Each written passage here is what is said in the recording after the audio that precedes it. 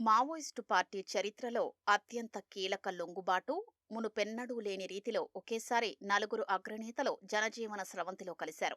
ఇందులో జగిత్యాల జిల్లా కోరుట్లకు చెందిన తిప్పిరి తిరుపతి అలియాస్ దేవుజీ మావోయిస్టు పార్టీలో అత్యంత సీనియర్ నాయకుడు. పోలిట్ బ్యూరో కేంద్ర కమిటీ సభ్యుడిగా, సెంట్రల్ మిలిటరీ కమిషన్ ఇన్ఛార్జిగా బాధ్యతలు నిర్వహించారు.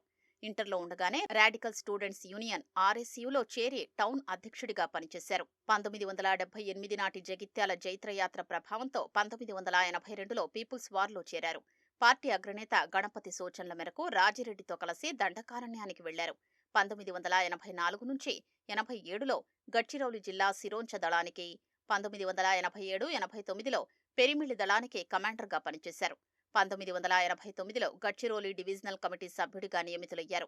1991లో పెరిమిళ్లి దళ సభ్యురాలు అరికె జైని ఎలియాస్ సృజనను వివాహం చేసుకున్నారు. ప్రాంతీయ కమిటీ సభ్యురాలి వరకు ఎదిగిన సృజన 2020లో గడ్చిరోలి జిల్లా కాసన్సూర్ అటవీ ప్రాంతంలో జరిగిన ఎన్కౌంటర్లో మృతి చెందారు. 1993లో ఉత్తర గడ్చిరౌలి సబ్ డివిజన్ కార్యదర్శిగా, 1995లో స్పెషల్ జోనల్ కమిటీ సభ్యుడిగా దేవ్జీ ఎన్నికయ్యారు. 2001లో కేంద్ర కమిటీ సభ్యుడిగా నియమితులయ్యారు. అప్పట్నుంచి సెంట్రల్ మిలిటరీ కమిషన్ సభ్యుడిగా కొనసాగారు. 2017లో పోలిట్ బ్యూరో సభ్యుడిగా ఎన్నికయ్యారు.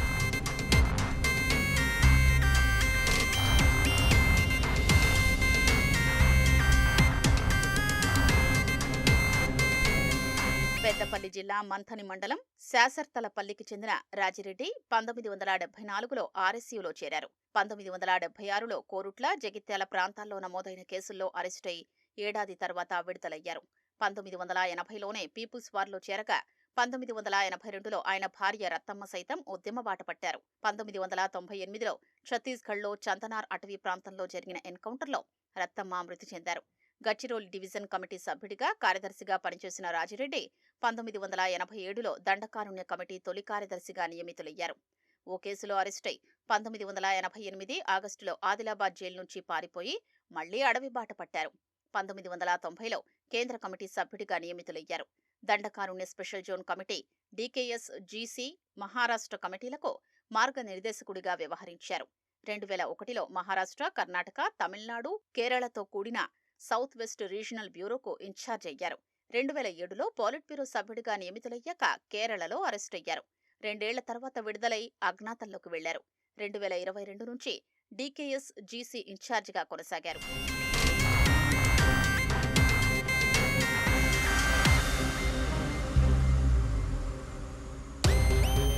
ములుగు జిల్లా తాడ్వాయి మండలం కాల్వపల్లికి చెందిన దామోదర్ 1996లో రాయనిగూడెంలో 10వ తరగతి చదువుతుండగా ఆర్ఎస్యూలో చేరారు.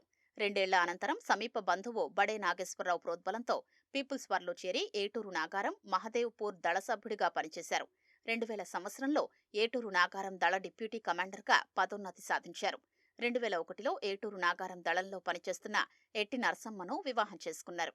2012లో ఏప్రిల్లో ఛత్తీస్గఢ్లోని పువ్వర్తి ప్రాంతంలో జరిగిన ఎన్కౌంటర్లో ఆమె మృతి చెందారు. అనంతరం 2017లో చరా ఎల్డీఎస్ సభ్యురాలిగా పనిచేస్తున్న రజితను వివాహం చేసుకున్నారు.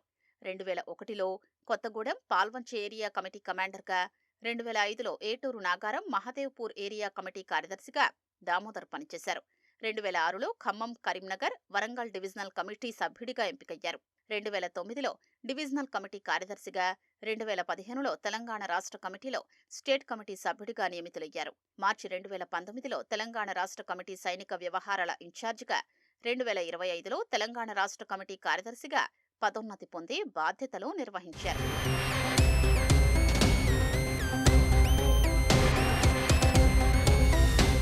ఏపీలోని ఉమ్మడి గుంటూరు జిల్లా కాకుమాను మండలం వల్లూరుకు చెందిన గంగన్న 1987లో ఆర్ఎస్యూలో చేరారు. అప్పటికే గంగన్న నాగార్జున విశ్వవిద్యాలయంలో ఎల్ఎల్బీ చదువుతున్నారు. 1990లో పీపుల్స్ వార్ దుర్గిదళానికి ఇన్ఛార్జిగా నియమితులైన గంగన్న 1995లో సౌత్ కోస్టల్ బెల్ట్ కమిటీకి బదిలీ అయి 3 ఏళ్లు పనిచేశారు. అనంతరం గుంటూరు డివిజనల్ కమిటీ సభ్యుడిగా 2001 వరకు పనిచేశారు. 2002 ఫిబ్రవరిలో విజయవాడలో అరెస్టై 2 ఏళ్ల అనంతరం విడుదలయ్యారు. 2005లో ఏఓబి ఎస్జీసీకి బదిలీ అయ్యి రాజకీయ శిక్షణ కార్యక్రమాలు నిర్వహించారు. 2008లో రాష్ట్ర కమిటీ సభ్యుడిగా నియమితులయ్యారు. 2010లో బొకారోలో అరెస్టై 4 ఏళ్ల తర్వాత విడుదలై అడవి బాట పట్టారు. 2020లో డీకేఎస్ జీసీకి బదిలీ అయి అక్కడి కేడర్కు రాజకీయ శిక్షణ ఇచ్చారు. గత ఏడాది మే నెలలో తెలంగాణ రాష్ట్ర కమిటీకి బదిలీ అయ్యారు.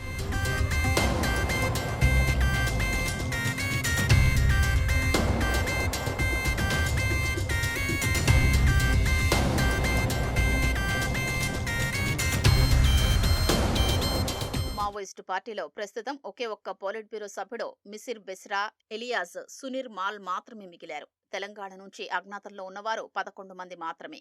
తాజా లొంగుబాటు మావోయిస్టులపై లభించిన ప్రధాన విజయమని రాష్ట్ర పోలీసులు ప్రకటించారు. తెలంగాణలోనే పుట్టిన మావోయిస్టు పార్టీ ఇక్కడే అంతమైనట్లు కనిపిస్తోందని వ్యాఖ్యానించారు. గతేడాది పార్టీ చీఫ్ బస్వరాజ్ మృతి అనంతరం దేవ్జీ చీఫ్గా వ్యవహరించారనే ప్రచారం జరిగినా అది వాస్తవం కాదని డీజీపీ వెల్లడించారు. 2025 అక్టోబర్ 21న సీఎం రేవంత్ రెడ్డి ఇచ్చిన పిలుపు మేరకు నలుగురు అగ్రనేతలు జనజీవన స్రవంతిలో కలిశారని డీజీపీ తెలిపారు. ప్రజా సమస్యలపైన చట్టబద్ధ పద్ధతుల్లో పోరాడతామని మావోయిస్టు అగ్రనేతలు వెల్లడించారు.